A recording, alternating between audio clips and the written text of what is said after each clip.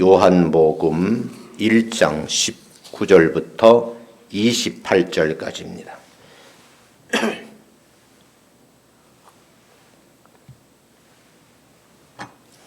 찾았으면 한 목소리를 같이 한번 합독을 하겠습니다. 19절부터 읽습니다. 시작. 유대인들이 예루살렘에서 제사장들과 레위인들을 요한에게 보내어 내가 누구냐 물을 때 요한의 증언이 이러하니라.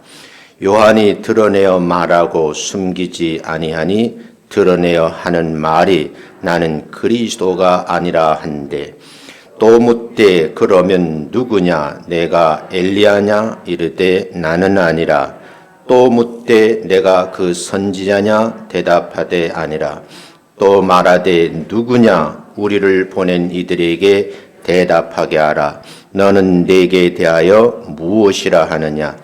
이르되 나는 선지자 이사야의 말과 같이 주의 길을 곧게 하라고 광야에서 외치는 자의 소리로라 하니라.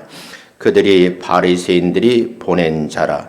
또 물어 이르되 내가 만일 그리스도도 아니요 엘리야도 아니요 그 선지자도 아닐진대 어찌하여 세례를 베푸냐. 요한이 대답하되 나는 물로 세례를 베풀거니와 너희 가운데 너희가 알지 못하는 한 사람이 섰으니 곧 내 뒤에 오시는 그이라. 나는 그의 신발끈을 풀기도 감당하지 못하겠노라 하더라. 이 일은 요한이 세례 베풀던 곧 요단강 건너편 베다니에서 일어난 일이니라. 아멘. 옆 사람하고 인사합니다. 만나 뵙게 돼서 반갑습니다. 인사합니다. 다시요. 건강의 복을 받아 누리시기 바랍니다. 인사합니다. 다시 한번 참 잘 오셨습니다. 인사합니다. 성경 이해를 돕기 위해서 제가 제 방식대로 좀 풀어서 본문 내용을 설명하고 내용을 좀 전해드리겠습니다. 19절 말씀인데 여기서 말하는 유대인은 바리새파 유대인들이에요. 바리새파 유대인들이 예루살렘에서 제사장들과 레위 지파 사람들이죠. 레위인들을 요단강 건너편에 있는 베다니에 있는 요한에게 보냈다. 그렇게 이제 19절에 말씀을 하시죠.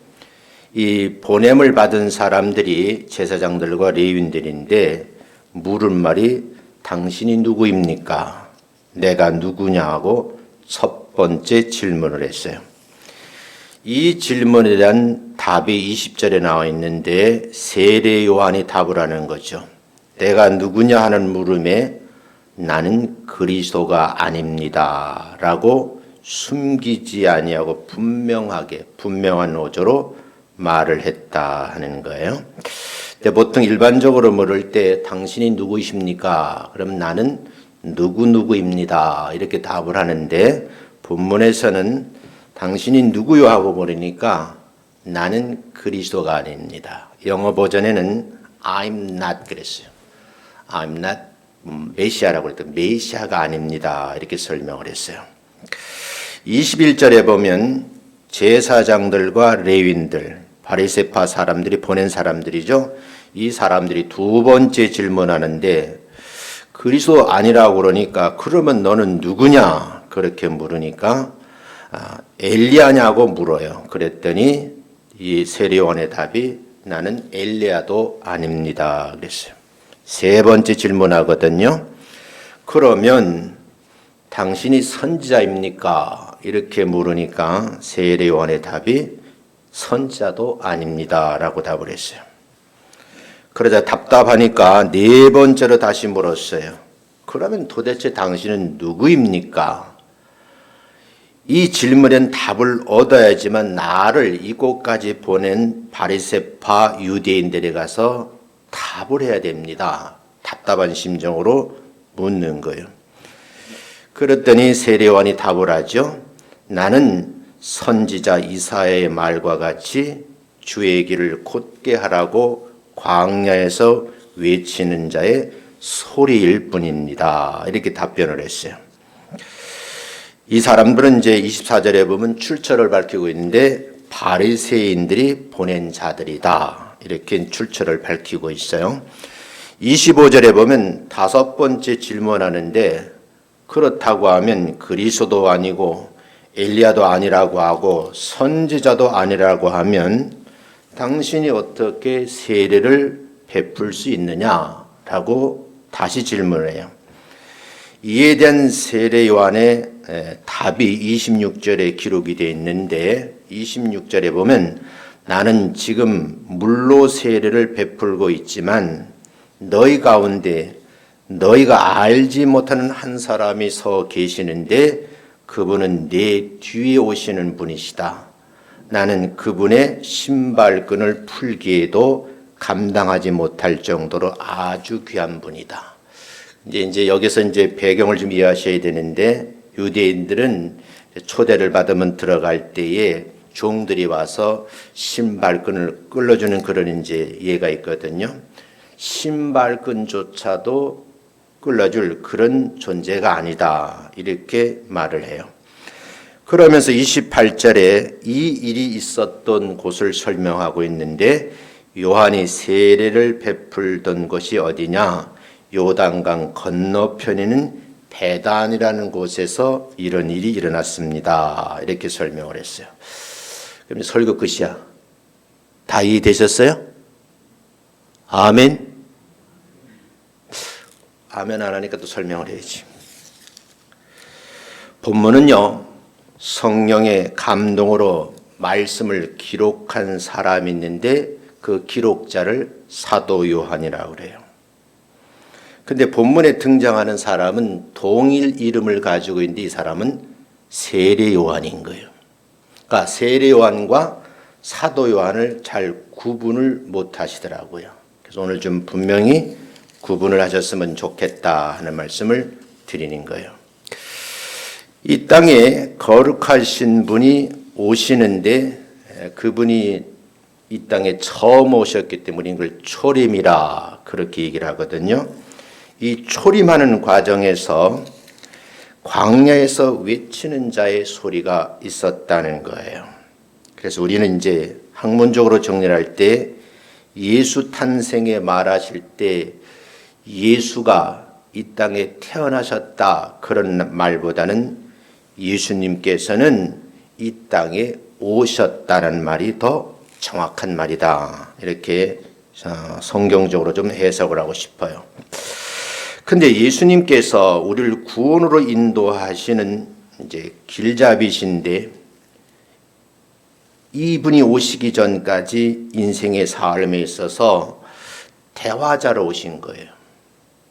하나님과 인간의 관계는요, 처음에는 삶을 공유하는 그런 과정이 있었거든요. 그것이 에덴 동산이에요.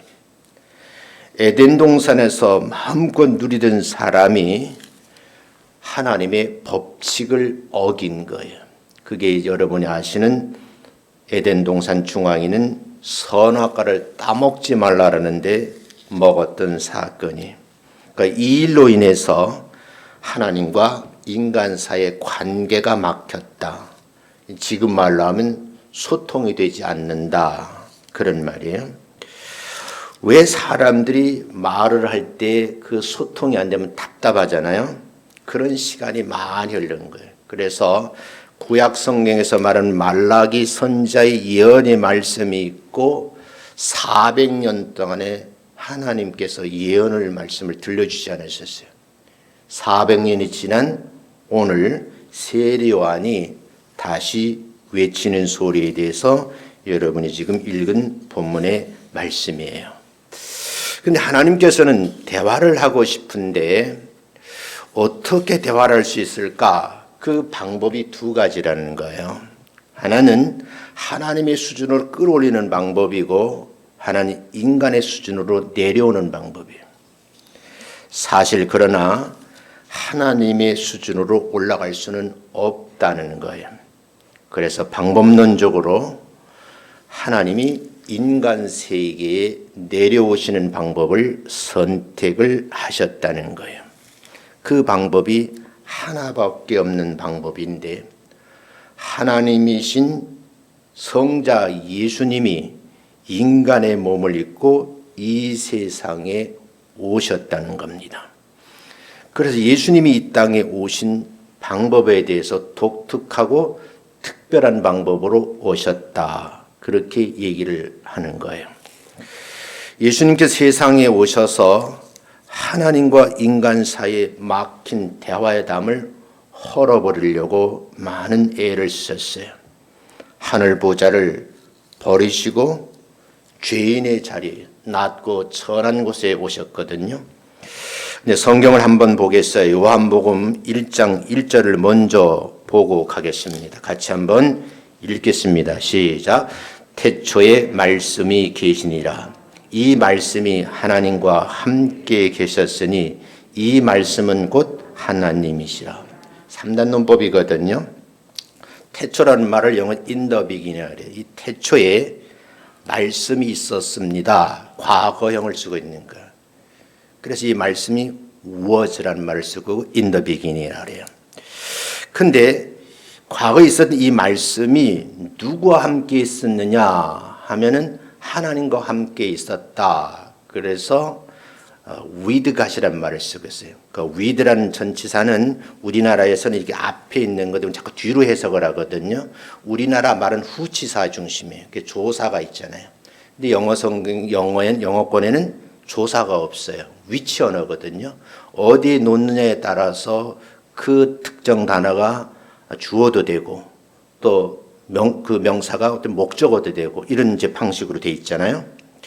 여기서 아주 중요한 것은 근데 하나님과 함께 계셨던 그 말씀이 곧 하나님이다 이 말인데 이걸 이제 해석을 하면 말씀이 곧 예수님이시다 이 말씀으로 이해를 하시면 돼요. 1장 14절 다시 읽습니다. 시작. 말씀이 육신이 되어 우리 가운데 거하심에 우리가 그 영광을 보니 아버지의 독생자의 영광이요 은혜와 진리가 충만하더라. 그러니까 그 말씀이 하나님과 함께 있었던 그 말씀이 육신의 몸을 입고 이 땅에 오셔서 우리 가운데 계시더라는 거예요. 그 우리 가운데 거하신 그 예수님을 우리가 보니 아버지의 독생자의 영광이요 은혜와 진리가 충만한 상태에 대해서 14절에서 말씀을 하고 있는 거예요. 이런 이제 하나님 말씀에 따라서 우리들은 예수님의 오심에 대해서 기다리는 성도다. 그래서 제목을 주님의 오심을 기다리는 자라 하는 제목을 잡은 거예요. 왜 우리가 주님의 오심을 기다려야 되느냐? 이 부분에 대해서 지금 제가 설명을 하려고 그러니까 좀 이해를 하셨으면 좋겠다. 이해를 돕기 위해서 이제 설명을 하는데 세례요한이 광야에서 외치는 소리가 있었다. 그런데 그 광야는 유대의 광야예요. 근데 여러분 이 광야라는 곳이 성경에 한 21곳 정도 제가 대충 세어보니까 21곳이더라고요. 근데 이 구약에서 광야는 어떤 때는 긍정적인 의미로 이렇게 설명이 되어 있고 어떤 때는 부정한 곳으로 이렇게 설명이 되어 있는 데도 있어요. 근데 보통 이제 광야라 그러면 그 광야는 아주 허벌판이고 산골짜기로 해서 사람이 살지 않는 곳으로 그렇게 일반적으로 이해를 하거든요. 근데 유대 광야는요, 이스라엘 백성들이 출애굽을 해서 40년 동안 광야 생활을 했거든요. 빈들과 같이 사람이 전혀 살지 않는 곳이다라고 착각할 수가 있는데 사실은 유대 광야는 많지는 않지만 5, 6개 작은 마을이 있었고 그 마을들이 여기저기 흩어져 있었던 곳으로 학자들은 추정을 해요. 근데 이런 곳에서 세례 요한이 유대인들과 이방인들에게 메시지를 전하고 있는데 그 메시지의 내용이 회개하라는 거예요. 첫 마디가 이제 마가복음, 마태복음 3장 3절, 이사야서 40장 3절에 기록이 되어 있는데 광야에서 외치는 소리가 있었다. 그 소리를 들어보니까 내용이 뭐냐면 회개하십시오. 천국이 가까이 왔습니다. 이 말씀이요. 예수님도 시험 받으고 처음 이 말씀을 하시잖아요. 그 말씀이 마태복음 3장 2절에 기록이 되어 있어요. 세례 요한이 메시아에 대한 메시지가 전하고 하는 내용은 이사야 선지자의 예언을 지금 이루려고 하는 거거든요. 그래서 이사야 선지자의 예언은 이스라엘의 선지자가 끊어지고 난 다음 말라기 선지자를 끝으로 해서 끊어 400년 만에 유대 광야에 외치는 자의 소리가 있었는데 그 주인공이 본문에 등장하는 세례 요한이다. 그런 말씀이에요. 이 세례 요한은요, 많은 사람들이 메시아가 이 땅에 올 것이라고 다 기대를 하고 있어요. 언제 올 것인지 어떻게 오신지 알 수는 없는데 다 기다리고 있어요. 그런데 세례 요한이 외침을 할 때 그 회개의 대상이 네 무리예요. 첫째는 일반 대중들. 오늘 이 사람을 어떻게 베다니까지 보낸 그 바리새인들, 그리고 성전에 일을 하는 제사장들, 그리고 사두개인들, 이 네 무리에게 강력하게 요구하는 것만 회개를 외치고 있는 거예요.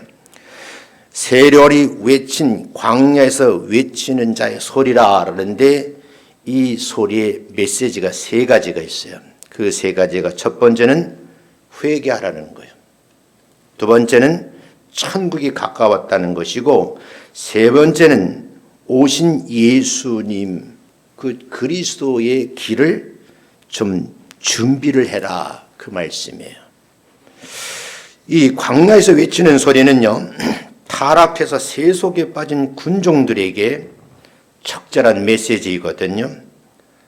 그 메시지 가운데 당신들이 회개하지 않으면 이 땅에 강림하신 예수님을 만날 수가 없습니다 하는 의미를 담고 있어요.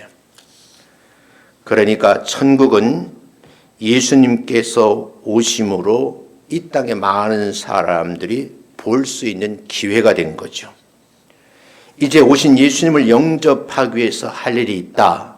그 말이 뭐냐면 주의 길을 준비하라 그 뜻이에요. 그래서 여러분들이 4주간 동안 대강절, 대림절이라 그래가지고 4주간을 지나셨어요. 그래서 예수님께 탄생하신 날이 이제 올해는 토요일이잖아요. 토요일. 토요일 날 예수님의 탄생하신 절기를 지키는 그런 특별한 예배인데 그 예배를 이제 허 목사님이 집례하게 될 건데 여러분이 참여하셔서 함께 은혜를 받아 누리시기를 주님의 이름으로 축원합니다. 자, 그럼 본문으로 좀 구체적으로 들어가서 광야에 외치는 자의 소리가 있었다. 이 부분을 좀 설명을 할게요. 세례 요한은 유대인들이 예루살렘에서 제사장과 레위인들을 베다니로 보냈어요. 그러면 베다니 와서 보니까 요단강에서 세례를 베풀고 있거든요. 그 세례를 베풀고 있는 세례 요한에게 첫 번째 질문이 뭐냐? Who are you? 당신이 누구냐는 거예요.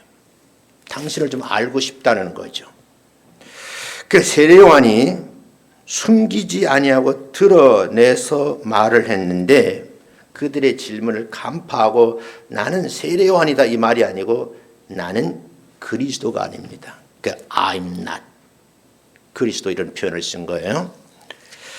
그러니까 여러분들이 이 말씀을 가만히 들으면서 그러면 그리스도 아니라고 그러는데 다시 궁금해서 묻기를 그러면 너는 누구냐고 물은 거예요. 혹시 엘리야가 아닙니까? 이렇게 되물어요. 그랬더니 세례 요한이 좀 귀찮은 듯이 아니라니까요. 나는 엘리야가 아닙니다가 답을 해요. 근데 엘리야도 아니라고 그러니까 또 질문을 하는 거예요. 그러면 선지자냐? 이게 21절에 묻는 말이에요. 그러니까 세례 요한이 선지자 아니라고 끝까지 항변을 해요. 예루살렘에서 권력자들로부터 보냄을 받은 이 제사장과 레위지파 레위인들은요 이제 곤경에 처하게 된 거예요. 가서 베다니에 가서 세례 요한에 좀 알아오라 이런 이제 정보를 파악하기 위해서 보냄을 받은 사람인데 끝까지 자신의 신분을 밝히지 않으니까 답답한 거예요. 그 사람들이 가만히 보니까 많은 유대인들이 존경을 하는 사람인데 그 존경의 대상 세례 요한이거든요. 그리고 세례를 베푸는 것을 보게 된 거예요.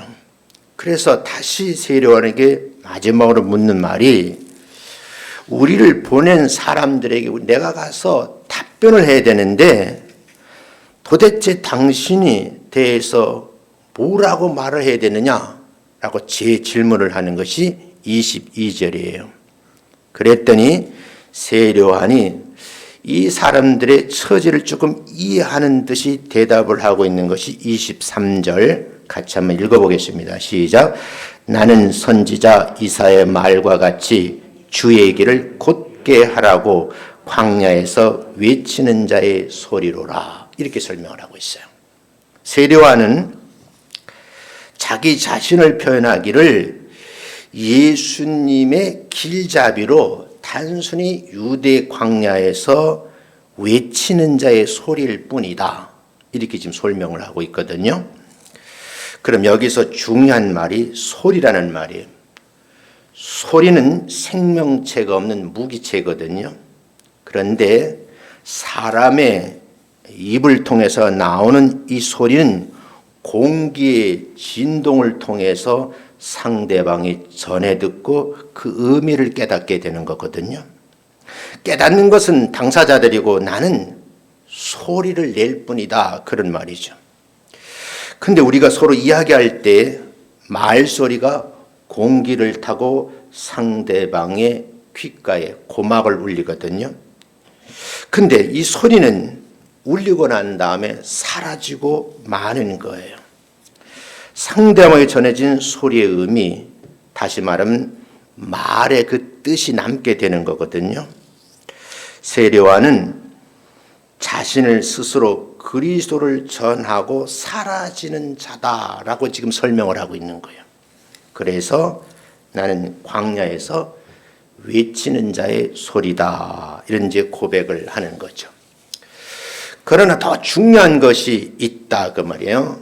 광야는 전통적으로 우리가 긍정적으로 보면 하나님을 만나는 장소로 묘사가 되어 있고 또 하나님께서 우리를 이끌어 주신 장소예요. 그래서 여러분 구약 성경을 읽어보면 이스라엘 백성들이 고센 땅에서 큰 고생을 하다가 지도자 모세를 통해 출애굽을 하잖아요.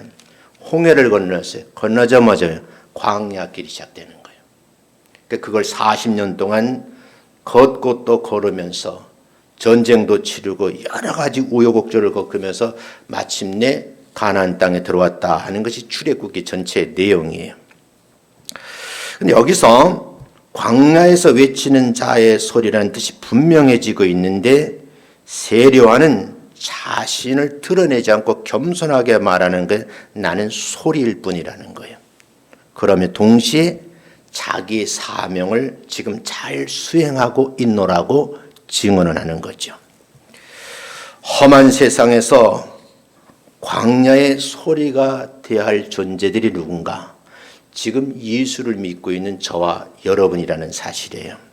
우리도 언젠가는 세상을 떠나고 사라지고 말겠죠. 이 세상에 남아있는 동안에 예수 그리스도의 그 음성을 우린 들려줄 필요가 있다 그 말입니다.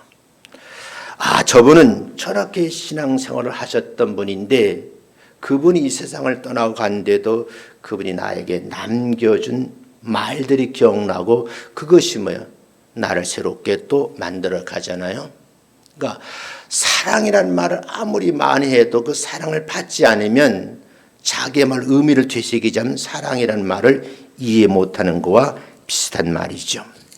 그래서 예수 그리스도를 믿고자 기다리는 한 사람, 그 한 사람에게 실어주는 말씀을 우리가 소리로 전하면 예수 그리스도가 그 소리를 들은 사람의 가슴 속에 예수 그리스도가 살아남는다. 그런 뜻으로 이해를 하면 참 좋겠어요. 동시에 우리가 전하고 있는 예수 그리스도는 우리 자신에게 기쁨이요 생명이 되는 줄로 믿습니다. 예수 그리스도가 말씀은 나는 길입니다. 그러잖아요. 그래서 우리나라 성경 그렇게 됐지만 영어 성경에는 반면 인칭을 쓰고 있어요. I'm the way 그러잖아. 내가 길입니다. 내가 생명입니다. I'm the life. 그 다음에 뭐예요? 내가 진리입니다. I'm truth 그러잖아요. 그러니까 1인칭을 써서 구체적으로 말해요. 동시에 우리가 전하여금 예수 그리스도가 나를 구원하시기 위해서 지금 이 땅에 오셨다는 것을 뭐예요? 기다리는 성도들, 그 성도들에게 생명을 주시게 되고 그 생명을 받은 성도들은 하나님 나라에 들어갈 때까지 우리는 그 기쁨을 누리고 산다. 지난주에 제가 말씀하는 거예요. 내 마음속 저 깊은 곳에 밀려오는 그 기쁨을 가지고 평생 살았으면 좋겠다 하는 말씀을 제가 전해드렸어요. 우리의 삶의 가치가 그리스도가 되고 주님께서 우리와 함께 계신다는 이 임마누엘의 신앙을 가지고 사시는 여러분 되시길 주님의 이름으로 축원합니다. 두 번째는요, 이 본문을 보면 세례 요한의 본질을 사람들이 잘 이해를 못하는 거예요. 나타나는 현상이 보는데 현상은 보는데 본질을 이해 못하는 거예요. 그래서 세례 요한은 자기가 한낱 광야에서 외치는 자의 소리라고 말을 했는데 여기서 말한 제사장들과 레위 사람들은 세례 요한의 본질을 알아듣지를 못하는 거예요. 어떻게 보면 답답하기도 하죠. 그래서 당시 최고의 권력자인 바리새인들은요, 지금 제사장들과 레위 사람들을 보내서 세례 본질을 알고 싶어 한 거예요. 도대체 이 사람이 어떤 사람인가? 이 확실한 대답을 얻기 위해서 세례 요한에게 지금 계속 질문하는 것이 5번 질문했다 그랬잖아요. 그 질문에 대해서 25절에 보면 그리스도 아니고 엘리야도 아니고 선지자 아닐진데 그러면 넌 누구길래 세례를 베푸냐? 이렇게 지금 끝까지 어떤 내용을 받아가지고 바리새인들에게 전달해 주려고 노력하는 모습이 이게 의미적으로 발견할 수 있는 거죠. 25절 한번 읽어보겠습니다. 시작. 내가 만일 그리스도도 아니요 엘리야도 아니요 그 선지자도 아닐진데 어찌하여 세례를 베푸느냐. 여러분 지금 현대 교회에서도 세례를 줄 수 있는 사람이 정해져 있잖아요. 아무나 세례를 주는 건 아니거든요. 누가 세례를 줘요? 목양사역을 하는 목사님에게 세례를 주는 거예요. 그냥 목사 안수 받을 때에 가끔 내가 후배 목사님들이 가르쳐주는 건데 반드시 그 안수의 내용이 들어갔어요. 내가 아무개에게 예수님의 권한을 가지고 어떻게 해요? 축도권을 주는 거예요. 축도할 수 있는 권한이 있고요. 그 다음에 성례를 집례할 수 있는 권한을 주는 거예요.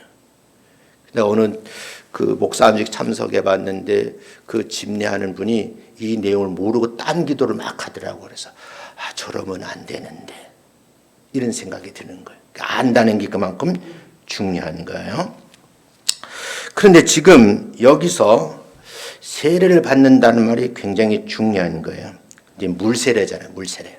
요단강에 내려가서 사람 물에 잠궜다가 건져내는 거죠. 이걸 이제 침례라 그러거든요. 그래 침례는 지금까지도 침례람을 주장하고 우리 이제 장로교에서는 이걸 물세례, 수세례라 그래서 그냥 머리에 물을 떠서 성부와 성자와 성 이렇게 말씀을 하잖아요. 근데 여기서 아주 중요한 말을 하는데 나는 물세례를 주지만 내 뒤에 오시는 예수님께서는 성령 세례, 불세례를 주겠노라고 이제 뒷부분에 가면 나와요. 성령의 불로 세례를 받게 되어야 된다. 그 말씀인데 이걸 조금 해석을 하면 왜 불세례느냐?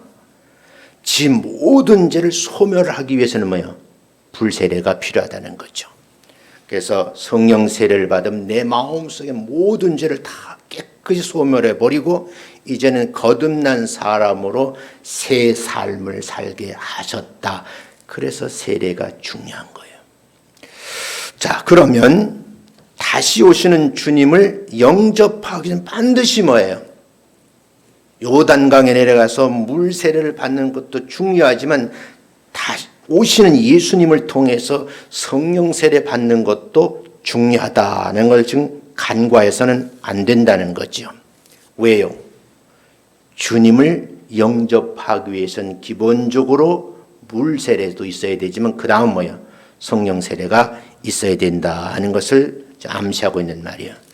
당시 세례요한은요, 그 주변 사람들에게 절대적인 지지를 받는 지도자급이에요. 왜냐하면 말라기 선제 이후에 400년에 만에 나타나서 광야에서 외치는 소리거든요.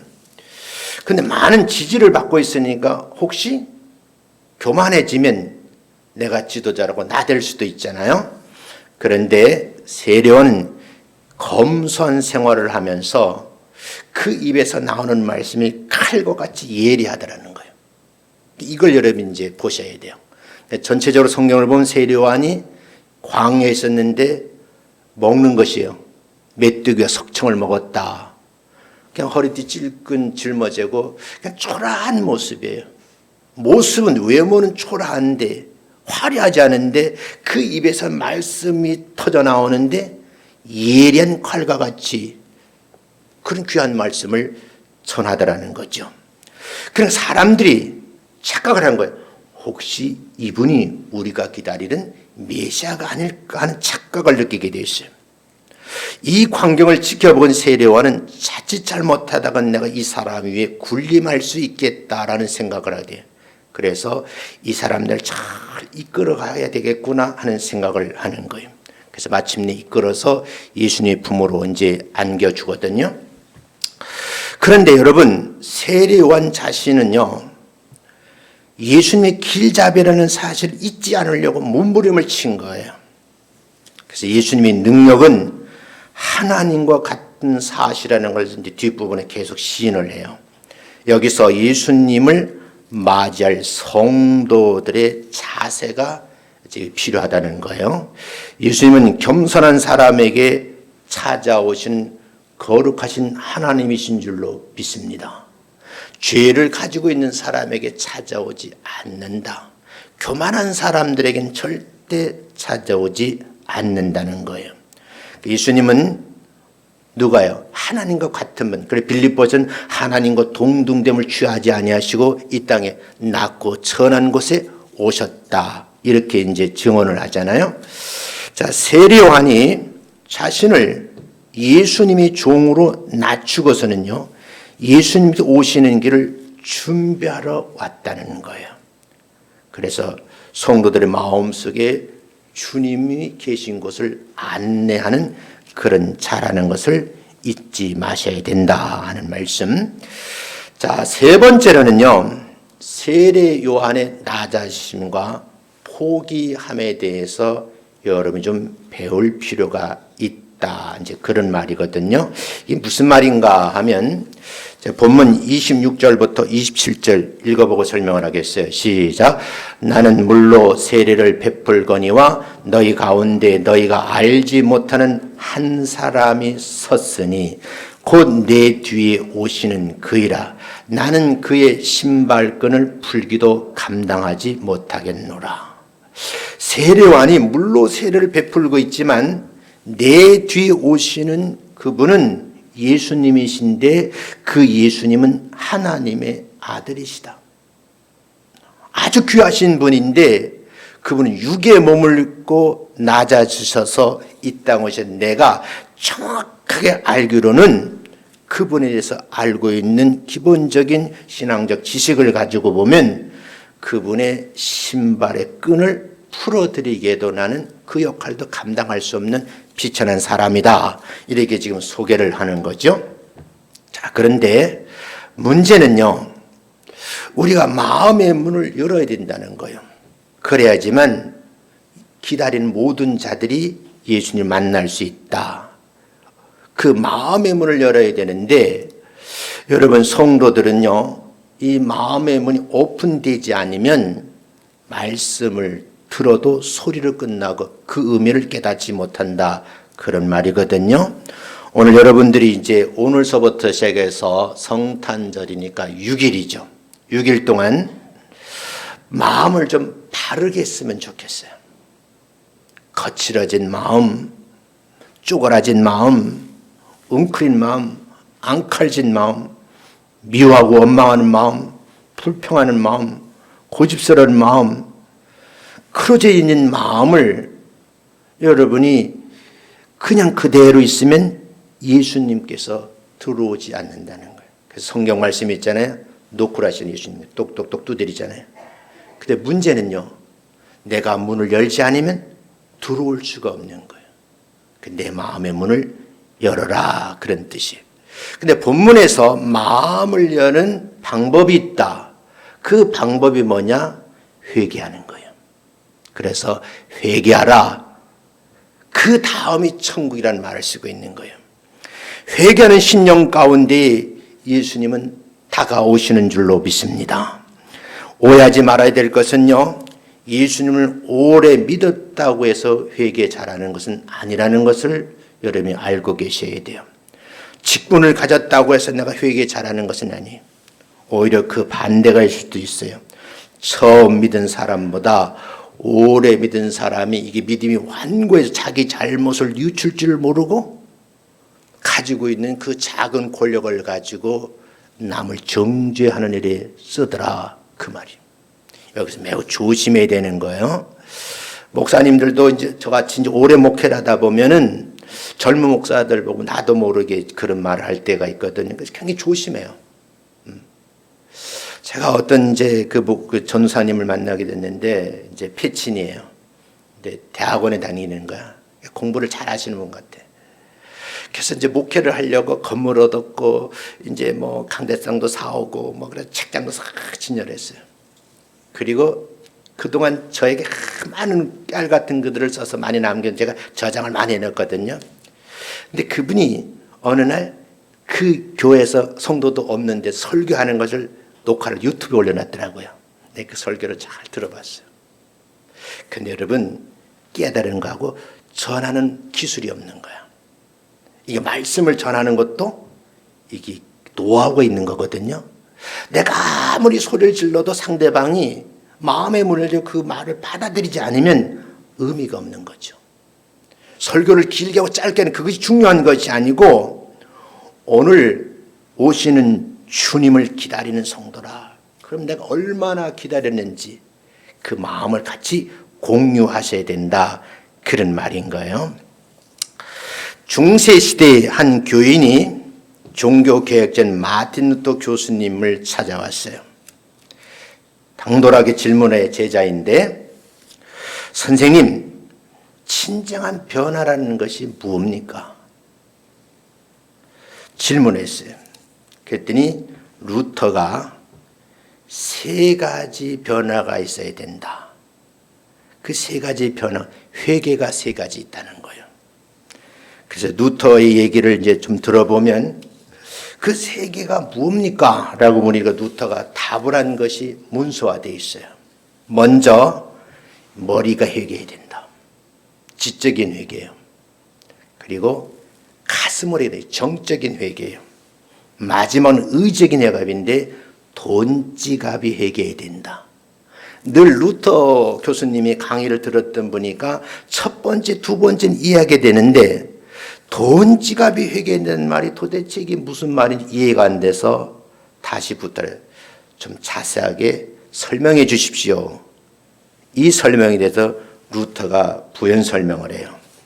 다시 설명하기를, 머리가 회개된다는 말은 지적인 변화를 말하는데 하나님과 예수님 그리고 성경에 대해서 제대로 알고 바르게 믿는 것을 말하는 것이다. 요즘에 보면 성경을 잘못 해석하는 분이 굉장히 많아요. 그러니까 요즘에 제가 느끼는 게 뭐냐면, 저도 이제 여러 목사님이 교류를 하는데 저도 두려운 생각이 들어요. 저도 이 설교 유튜브에 이제 방송이 되고 있으니까 제 설교를 두고 비판할 수 있는 분도 있어요. 근데 궁금한 건 하나 해결되더라고요. 저 목사님은 평소에 나가 이런 대화를 하는데 설교를 어떻게 하시지? 검색을 해봤어요. 그러니까 다양한 목사님들의 그 설교를 듣게 되는 거예요. 그런데 여러분, 중요한 것이 뭐냐면 제가 강조하는 말, 바르게 알고 있어야 되고 제대로 믿어야 된다는 거예요. 두 번째, 가슴의 회개는 뭐냐? 하나님과 은혜를 깨닫고 뜨거운 마음으로 하나님과 성도를 사랑하는 그런 지적인 깨달음이 있었다고 하면 그걸 몸으로 실천해야 된다는 거죠. 그래서 이 두 가지 내용을 딱 들었어요. 그래서 교수님, 그 전에 제가 들었던 얘기인데 세 번째 그 돈지갑 회개를 자세하게 설명해 줘요. 돈지갑이 어떻게 회개를 합니까? 라고 물은 거예요. 그랬더니 돈지갑이 회개라는 말은 물질의 변화를 말한다 그랬어요. 돈은 제대로 벌어서 제대로 써야 된다는 거예요. 뭐같이 벌어서 뭐같이 써야 된다. 우리 속담이 있잖아요. 사람이 돈을 벌 때에 바르게 벌어야 되는 거예요. 여러분, 이걸 중요한 말인 거예요. 쓸 때에도 이 돈을 쓸 때 내가 쓰지만 하나님의 영광이 나타날 수 있도록 이 물질을 써야 된다는 거예요. 그래서 이 말씀을 딱 들은 거죠. 하나님의 영광을 위해서 바르게 써야 된다는 말이다. 자신의 욕심을 채우기보다는 많은 돈을 벌어서 선한 사업에 써야 된다. 이렇게 지금 마틴 루터가 질문자에게 답을 했어요. 자, 본문으로 돌아가서 세례요한이 예수님을 설명하기를 1장 29절에 설명이 되어 있거든요. 한번 펴놓고 설명해 보세요. 여러분 1장 29절 간단하게 써놨는데 여러분 29절을 보세요. 시작. 읽어보겠습니다. 시작.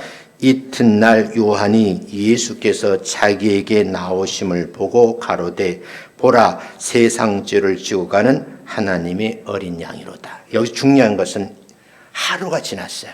이튿날, 여기 요한은 누구예요? 사도 요한이 아니고 세례 요한이에요. 세례 요한이 예수님께서 세례 요한에게 나오심을, 다가옴을 보고서는 예수님을 보고 말하는 거예요. 그 말이 뭐냐?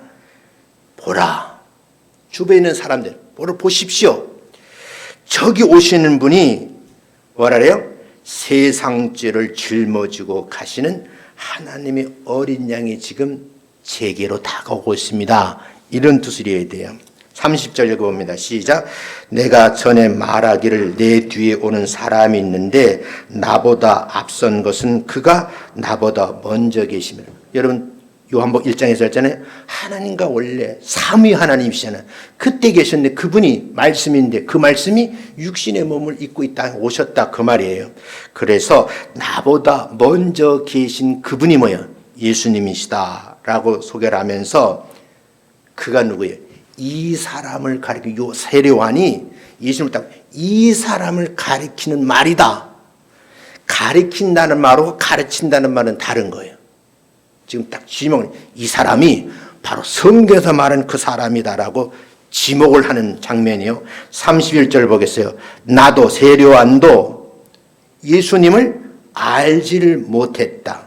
그러나 내가 와서 물로 세례를 주는 것은 그를 이스라엘에서 나타내려 함이라 하니라. 세례요한이 또 증거하여 가로되 내가 봄에 성령이 비둘기같이 하늘로서 내려와서 그의 예수님 위에 머물렀더라.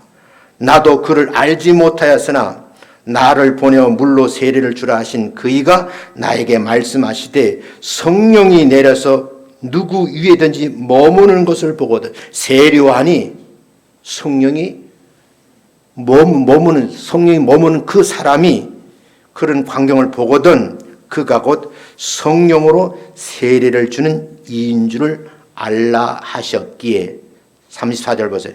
내가 봤다는 거예요. 내가 보니까 뭐예요? 성령이 예수님이 임하더라는 거죠. 그래서 그 보고 그가 예수님이 하나님의 아들이심을 증거하였노라 하니라. 35절 보세요. 또 이튿날 세례요한이 자기 제자 중 몇 사람을 두 사람과 함께 그곳에 서 있었는데 예수님께서 그 거리를 다니심을 보고 말하되 보라 하나님의 어린 양이로다.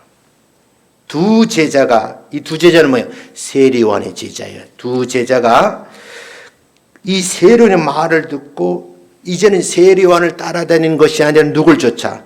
예수님을 쫓아가게 되었다.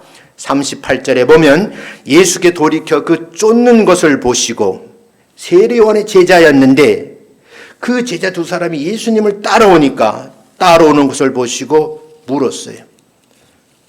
무엇을 내게 구하느냐 이렇게 물은 거예요. 예수님이 세례요한의 제자에게. 그러니까 랍비요, 선생님이요, 어디 계시오니까? 지금 거처하는 곳이 어디십니까? 물었어요. 그러니까 예수님께서 39절에서 와보라. 이게 유용어는 커맨드시. 와보라. 그러므로 저희가 가서 계신 데를 보고, 예수님께 계신 데를 보고 그날 함께 거하니 때가 제10시쯤 되었더라. 40절에 보면 요한의 말을 듣고 예수님을 쫓은 두 사람 중에 하나가 누구예요? 안드레라 그랬어요. 그 한 사람은 요한인 거예요. 나중에 이 사람이 이제 사도 요한이 되는 거거든요. 자, 여러분 성경을 이렇게 이해를 하셨으리라고 생각하고 전 본문을 조금 더 설명을 하겠어요. 세례요한은 두 제자에게 정확한 말 표현을 하는데, 보라, 제자들이 하는 말이에요. 하나님의 어린 양이구나. 이 말이 떨어지자마자 세례요한의 두 제자가 뒤도 안 돌아보고 예수님을 쫓아간 거예요. 우리 인간사로 말을 하면은 지금까지 세례요한을 따라다녔던 제자들인데 딱 지목으로 저분이 하나님의 어린 양이라고 말하는 순간에 저걸로 자리를 옮긴 거예요. 예수님이 품으로 간 겁니다. 얼마나 서운하지 않았을까요? 그런데 여기서 이제 세례요한을 배울 것이 뭐냐면, 세례요한은 자신이 누린 기득권을 포기하고 있다는 거예요. 이게 쉬운 일은 아니거든요. 지금 나를 따라다니는 제자가 예수님을 따라갔다는 거예요. 이걸 포기하기가 쉬운 일은 아닌 거예요. 그런데 여러분, 아무 조건 없이 그 두 제자를 예수님이 12제자에 포함시키는 역할을 지금 하고 있다 하는 것이 지금 여러분과 읽은 말씀인데 1장 후반절에 전부 이 내용이 소개되어 있어요. 그래서 제가 몇 번 물어봤어요. 그랬더니 성도들이 이걸 잘 모르시더라고. 더 중요한 것은 사도 요한과 세례 요한을 잘 구분을 못하고 성경을 읽는 분도 있는데 자꾸 제가 지금 강조를 하는 거예요. 자, 그러면 여러분, 세례 요한은 이제까지 자신이 예수님 딱 만나서 생각하는데 마음에 정리한 거예요. 제가 정리한 거예요. 나는 서편에 치는 달이고 예수님은 동편에 떠오는 달이라고 생각을 한 거예요. 이런 생각하기가 쉽지 않은 거예요. 자, 이 말씀 우리 가만히 생각을 해보면 세례 요한은 이스라엘 백성들을 구원할 메시아를 소개함에 있어서 나를 포기하는 거예요. 심지어는 다른 제자들까지 예수님 품 안에 안겨주는 거죠.